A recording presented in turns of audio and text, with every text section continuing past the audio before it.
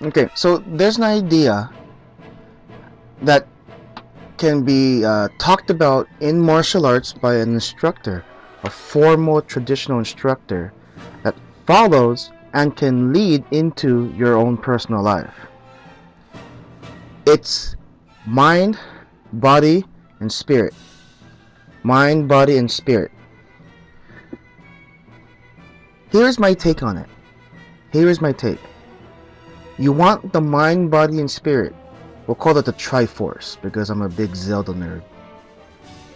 You want the Triforce of the mind, body, and spirit to be harmonized, synchronized, in balance with each other. Each one is a balanced part. Neither one is too big. They're all balanced in size, harmonized. To get that, one must pick either the body or the spirit to work on first. Why do I say that?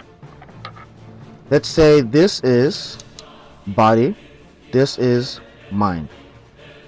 It's my personal belief that wherever the mind goes, the body will follow. If you train your mind to be healthy, sharp, fit, healthy, sharp, and fit, then it'll be easier to do the body in the same way, healthy, sharp, and fit.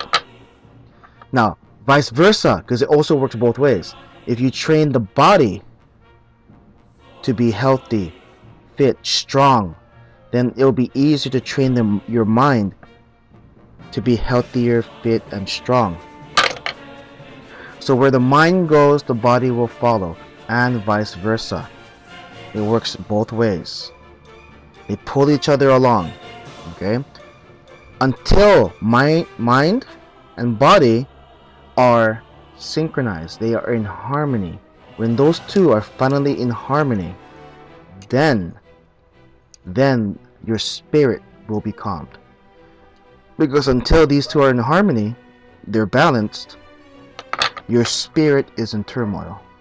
Your spirit is in turmoil.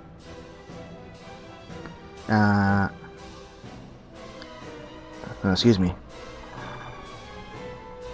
So you train your body or your mind, or you train them both at the same time. It works that way too. When these are synchronized and harmonized, then your spirit can be calmed. Okay? Then your spirit will be calm, just like that. Otherwise, your spirit could be extinguished. Because it's so chaotic, it's just gonna blow itself out. So the end result is the harmonization, the synchronization of all three. You want all of this to be just like that. If your spirit is in chaos, it's a bad thing. You want it to be calm. When these two are synchronized and harmonized, the balance of the three, you will be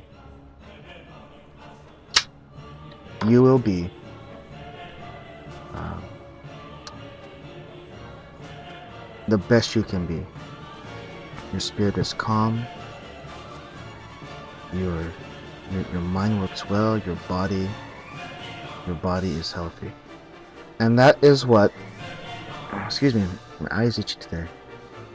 That is what a martial artist can learn and do by practicing martial arts.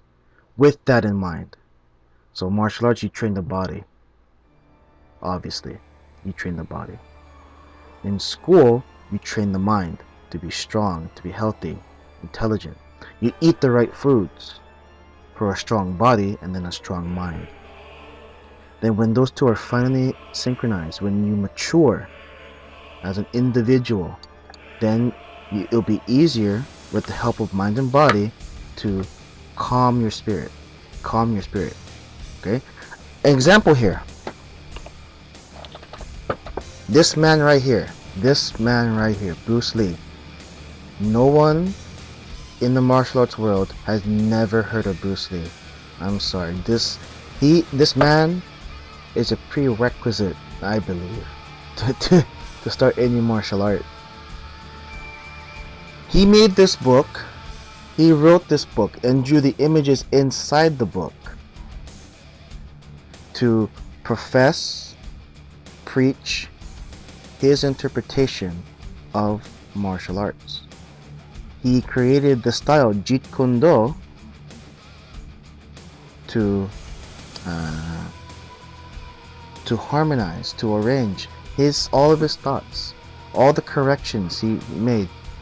His base martial art was Wing Chun. Wing Chun. And he would say there's too many fixed positions in Wing Chun.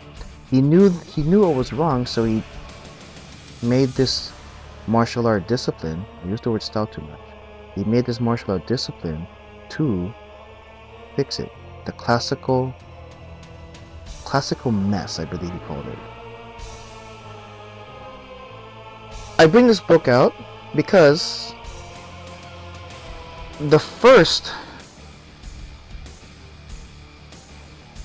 chapters, the first pages of the book,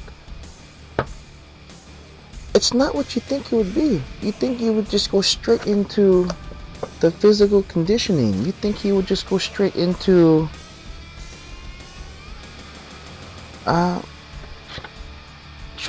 his martial art. But no. This is the thing. Besides the introduction, the first chapter is on Zen. Zen. Z-E-N. Look it up. Look it up for yourself. I'll give you an example of what Zen is. The way to transcend karma lies in the proper use of the mind and the will. The oneness of all life is a truth that can be fully realized only when false notions of a separate self, whose destiny can be considered apart from the whole, are forever annihilated. And it goes on. I have a little side note here. The consciousness of self is the greatest hindrance to the proper execution of all physical action. The consciousness of self, the greatest hindrance? So if you think of yourself too much, if you're conscious of yourself, it kind of sounds like someone who has a big ego. If you have a big ego and you're arrogant, that will be a hindrance to the proper execution of your physical action. That's my take on it. And it goes on. There is no fixed teaching. All that can provide is an appropriate medicine for a particular ailment. It is indeed difficult to see the situation. Simply, our minds are very complex. And it is easy to teach one to be skillful, but it is difficult to teach one his own attitude. It goes on. It goes on. I'm already at page 21 and I'm still reading Zen. Awareness has no frontier.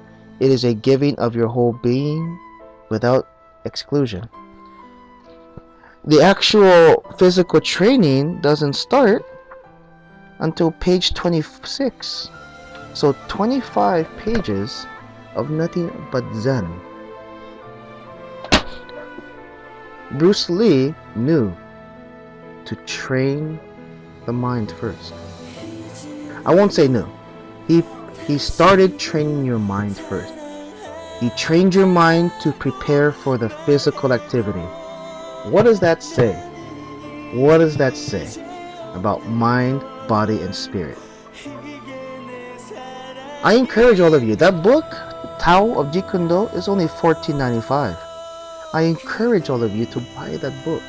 Or just look online and start reading Zen.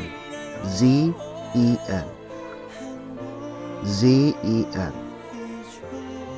And the sayings, they seem like old-fashioned mumbo-jumbo. But the beauty about Zen is that the statements are just statements. You, the individual, will take from that statement what you want. This one Zen statement is not going to mean the same for someone else. Whatever it means to you, it doesn't mean the same for someone else. Someone else will take a different interpretation of one Zen saying. That's the beauty of it. So, Bruce Lee, the man himself, starts off his book, 25 pages of Zen. Training the mind, getting the mind ready for the physical activity. The physical activity. Mind, body, and spirit. Those three needs to be an aim for you. Martial artist, construction worker, teacher, it doesn't matter what. It's not just limited to Taekwondo. Otherwise I'd be wearing my uniform. It's not just limited to Taekwondo. It's only limited by you. It's only limited by you. Think about it. If you could have a balance of your mind, body, and spirit, if you could turn yourself into a calm flame, but a strong flame, calm, strong, constant flame, I consider this the balance of mind, body, and spirit. You are balanced, you are calm, you're ready to become a raging fire if you need to be. Or you can remain like this for the rest of your life. It's up to you. Okay? It's up to you. Take of this what you will. I'll try for next week to go deeper into it. I have a degree in psychology. There is something called Maslow's hierarchy of needs. It forms a pyramid. It's a triangle. Maslow's triangle, Maslow's hierarchy of needs. And it deals with the mind and the body. So this is a good lesson for next week. Until then, peace.